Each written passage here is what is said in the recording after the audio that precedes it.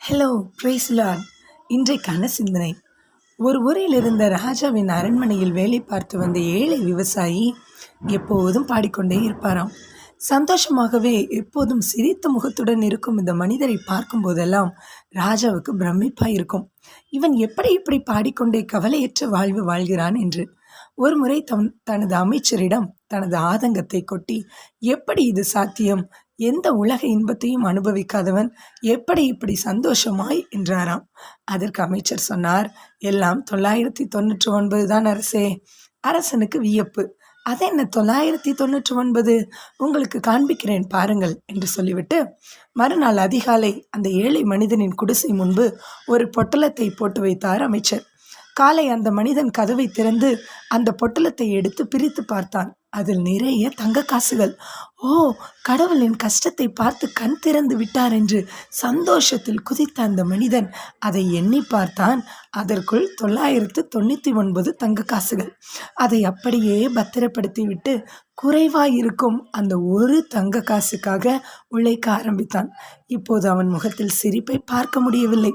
பாடல் சத்தம் கேட்கவில்லை. எப்போதும் கடின உழைப்புதான். அமைச்சர் சொன்னார் மன்னரிடம், இப்போது புரிகிறதா அவன் ரகசியம் என்று. எந்த மனிதனும் இல்லாத வரைதான் சந்தோஷமாக இருப்பார்கள். ஆனால் பணத்தை பார்த்து அதை தக்க வைத்து கொள்ளதான் இந்த உலகமே ஓடிக்கொண்டிருக்கிறது. எனவே தான் வேதம் சொல்லுகிறது, பிரசங்கி 5:10, பணப்பிரியன் பணத்தினால் திருப்தி அடைவதில்லை, செல்வப்பிரியன் செல்வ பெருக்கினால் திருப்தி அடைவதில்லை. இதுவும் மாயையே.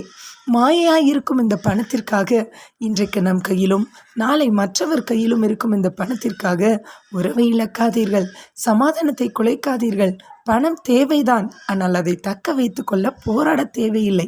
அதன் பின்னால் ஓட ஓட அது நம்மை ஓட வைக்கும். ஓடி முடித்து திரும்ப நினைக்கும் போது உறவை இழந்து, நிம்மதியை இழந்து, உடல் சுகத்தை இழந்து வெறுமைதான் மிஞ்சி நிற்கும். பெண்ணே, நாம் தான் நமது குடும்பத்தின் நிம்மதியின் காரணி. நாமும் பணத்தின் பின்னால் ஓட பயணித்தால் நம் குடும்பத்தை இழக்க நேரிடும். முதலில் நமது குடும்பத்தின் மீது அக்கறை செலுத்துவோம். பணம் நம்மை தேடி தானே வரும். இல்லாத ஒன்றுக்காக இருக்கும் இந்த வாழ்க்கையை இழக்காதீர்கள். இருப்பதை வைத்து மன நிறைவுடன் வாழ்வோம். நன்றி.